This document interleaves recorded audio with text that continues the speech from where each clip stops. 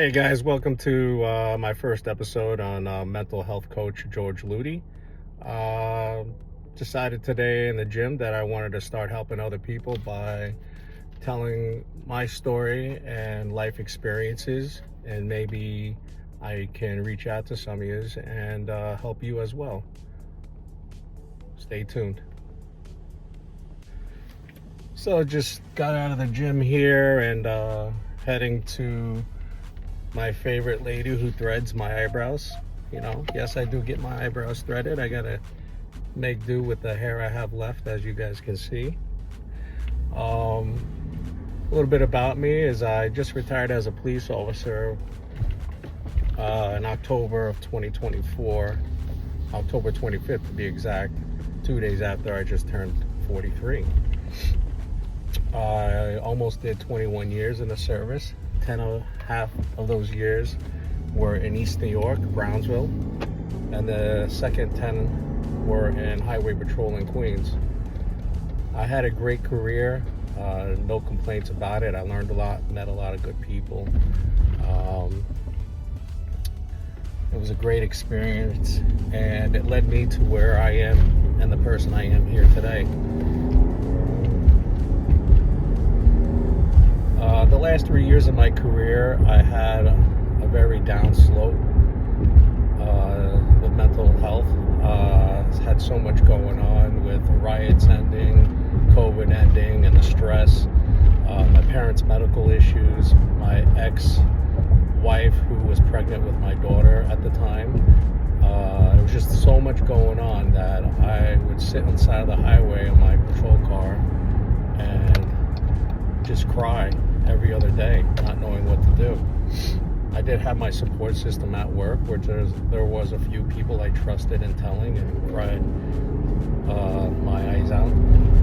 They got me the right direction and support I needed. I did reach out to a unit called Employee Assistance Unit within NYPD. They guided me, didn't rush me, said that everything's okay, and when you're really ready and you feel like you can't put on that gun belt anymore, just give us a call and we'll come get you and we'll start your healing process. When I first talked to EAU Detective Ron Thomas, who's still active today, his dog Piper, which I love, this was October 2021. I postponed getting help as I needed the money. I was scared about having my first kid, my daughter, being born, and not being able to support her on the financials. Around, I think, January 31st of 2022 is literally when everything just came crashing down on me, and I went to work that day. I went to approach my locker. I didn't want to open up my locker to put on my uniform for traffic court that day. And as Detective Ron stated, you go to work one day, you don't feel like you can put on that gun belt, that's when you know it's time. So I took that in consideration, as scared as I was. I gave Ron a call and says, I can't do it no more, just come get me. Long story short, he ended up meeting me. We drove from traffic court, which I did go to, not in the mental state, not in the right set of mind. Still continued to do what I had to do, testifying against people, fighting tickets. And then we drove back to the command where he walked me up to my locker. As soon as I opened up that locker, the whole world just caved in and I let loose, cried my eyes out, and felt like a failure, felt like I couldn't do anything, that I was worthless. I'm not going to be a good dad to my future daughter. I'm not a cop anymore. I'm ashamed. I let everybody down. I let myself down.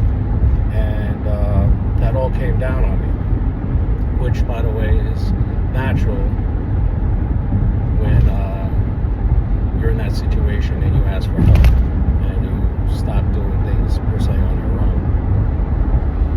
He then took me to Lefrak City, where they put me in intake for the psychologist of NYPD, and that's where I started my journey. as scared as I was, and on the unknown, went through with it. I learned through those 3 years, well, let's just say 2.5 years, that things will work out at the end. You just got to keep trying and pushing. I was scared for almost 1.5 years, battling my demons, battling my mind, the what ifs, the unknowns. I did have support. I didn't have enough support, but I had support. At the end of the day, you got to realize there is support out there, but you internally have to accept your situation in order to start moving on. You can't move on unless you accept your situation or situations. About 8 months went by.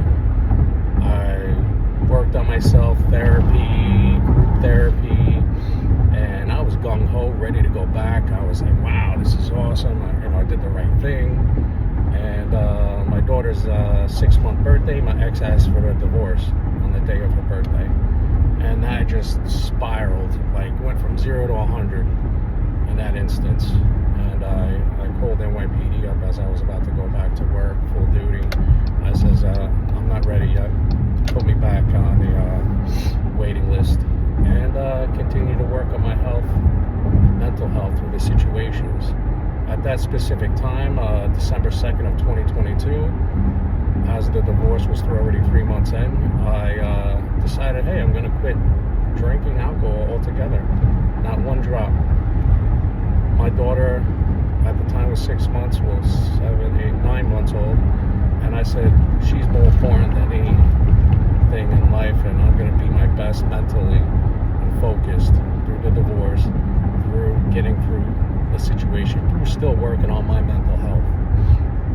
And to this day, January 12th, 2025, I'm still sober and still working on myself. There's a stigma that a lot of people think that, I want to get 100% better, 100%. Guess what, guys? I'm going to let you know you're never going to be 100%. You're going to be a lot better than when you started off with. You'll never be 100%. And the only reason I say that is because life still happens. As soon as you get over one hump, guess what? Another block or situation happens. And that's unfortunately called life. You do learn how to cope and deal with it a lot better than you would when you started, as I did 3 years ago. Just recently, about 6 months ago, my peers and my support group were like, listen, you're so much better. We want to be like Ludi. We want to be like you. I said, guys, we all have our own journey. We have our own path. You may want to be like me, but you need to be a better version of yourself, okay? In order to be like me. So you need to focus on your journey, your path, because we all have different journeys and paths. They may be similar, but we all have different paths. They asked me to write a book. I was like, eh. They asked me to become a therapist. I was like, eh. And all this time, I decided today in the gym on the treadmill, I said, you know what? I'm going to share my story on YouTube and hopefully help other people and continue to share my stories throughout the time and my adventures through life. That way people can see, hey, he was right. Life is not always, sunshine and rainbows. It does happen where it gets to you. You just need to know how to cope with it and deal with it, with or without support. And mostly my 3 years has been very little support. No family, no friends, just me and my daughter. And if I had to do my situation all over again, I would get married, I would get divorced, just to have my beautiful daughter again. And that's the gratitude I have in life, and I want to share it with all you guys. I'm sorry about the bumps and stuff. I am driving to my threading lady to get these eyebrows threaded. It's been 3 weeks. I'm supposed to do it every 2 weeks. But, just a little bit about me. I did retire October, and I'm in real estate now. I didn't want to do anything police related, security related. I was like, I'm totally done. And joined, got my license, studied my ass off. I was never a book person. I graduated with a 2.12 GPA in Nassau Community College. I'm not ashamed to say that. And I studied my ass off for a month. I got my license September 15th.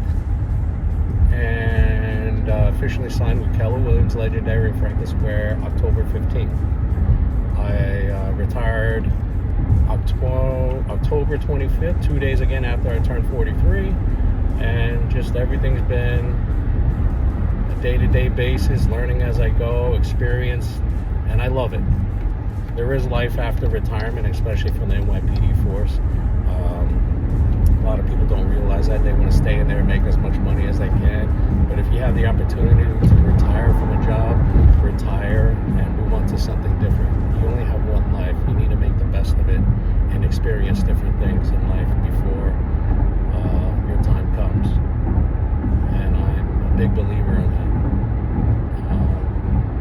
that. So that's my current situation now. I would like to post more stuff as we go on and make some fancy intros and stuff, but again, I'm just I wouldn't even consider myself a coach, just an inspirator. So I guess I can rename this channel George Woody Mental Health Inspirator. So again, don't take my advice 100%. This is just in general my experiences in life, and if it helps you in any way, that are yours, I'm grateful that it did, and I'm just trying to reach out to save as many people as I can. I am a volunteer spokesman for COMSEAS, for first responders and military. They specifically provide to us first responders and military. Therapists are related to first responders or former military, so that's very important. And if anybody has any questions or needs the phone number, not only will I post it in this video, but I will post it in my details. All right, well, it was good seeing you guys, talking.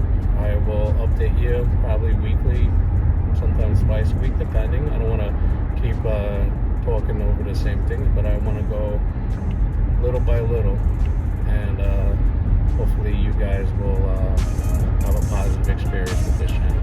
All right? Until next time, my saying is, I've been there.